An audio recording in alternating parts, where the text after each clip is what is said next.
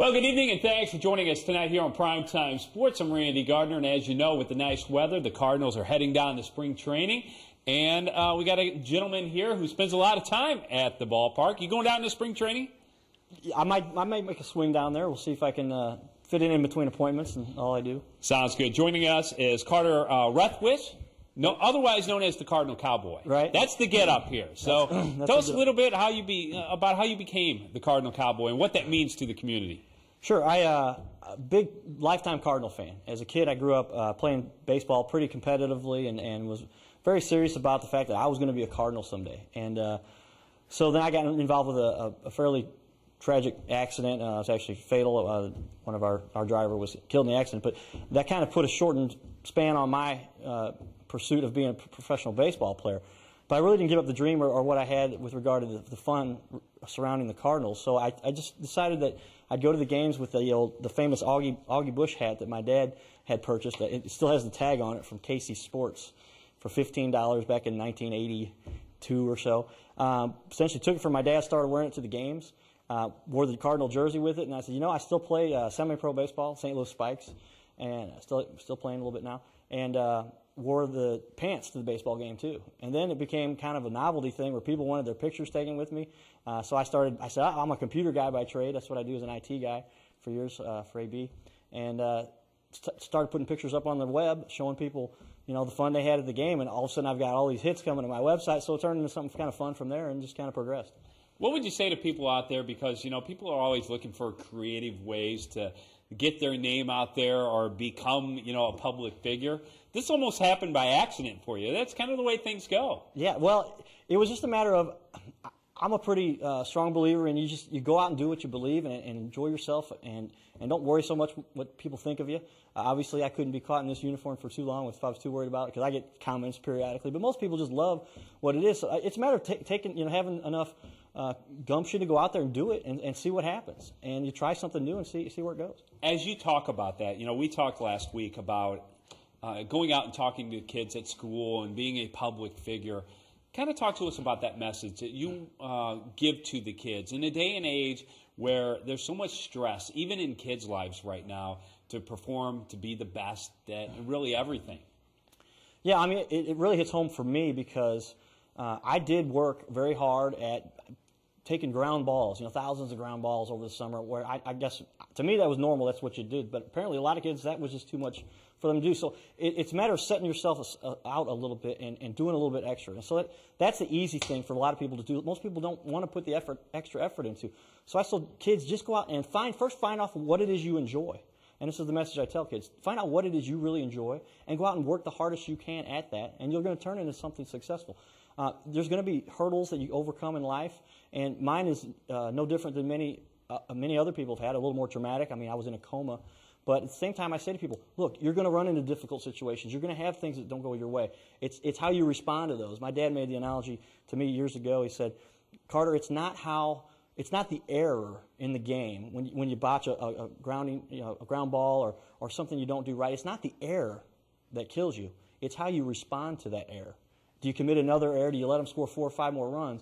And life is the same way. You're going to have difficult situations. You've got to bounce back and believe in yourself.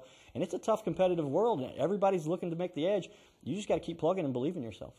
When you take that message to the kids and talk to them about that, are you dressed as the Cardinal Cowboy or are you dressed in a business suit? And how do they react differently to you if you have the same message but dressed in the two different, get-ups, per se? Yeah, well, I've really done it both ways.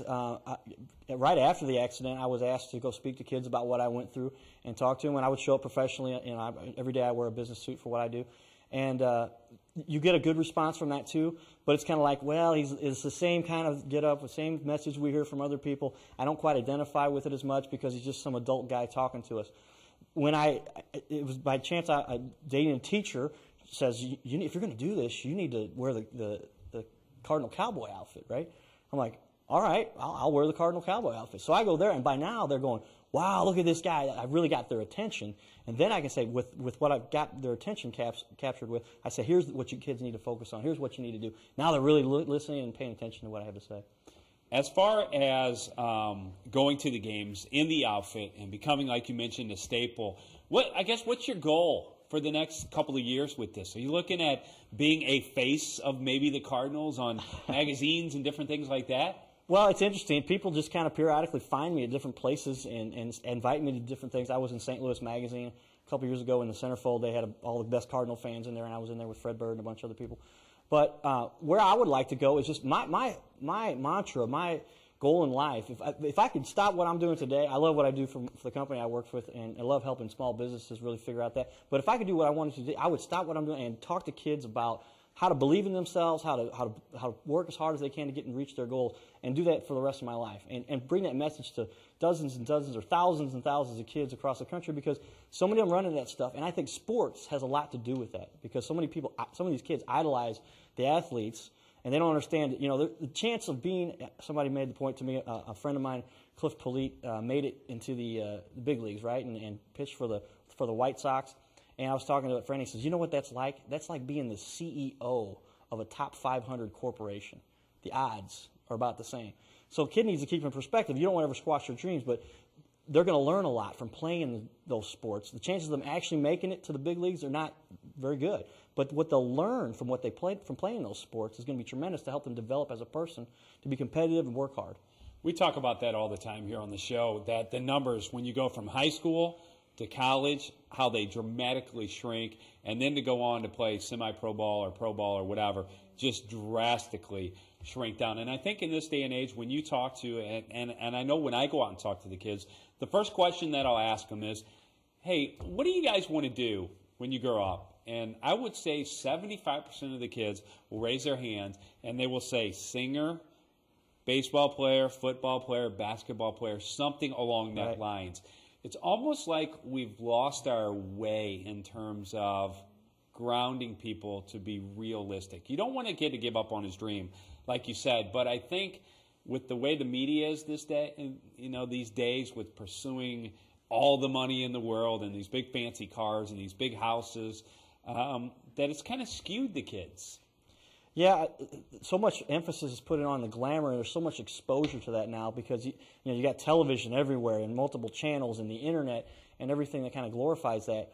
But the kids, they ultimately, many of them along the way are going to find something. If they're not as good at baseball, they're going to find something that they are good at. Whether they became the statistician that managed stats for the team and that pointed in the direction of a math major or something that became a scientist.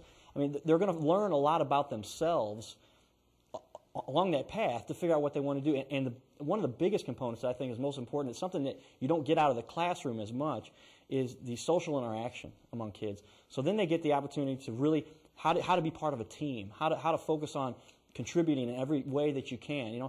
I was never the biggest guy on the team. I was never the strongest guy on the team. But my dad taught me the little ins and outs about how you can pull this little fake, or you can do a decoy, or you can just anticipate something that's going to happen. And that really gives kids the edge many times, so that they end up being the one that performs best or contributes the most. And then they get that reward, that sensation of being the one who succeeded, and it helps benefit them for the rest of their lives, really.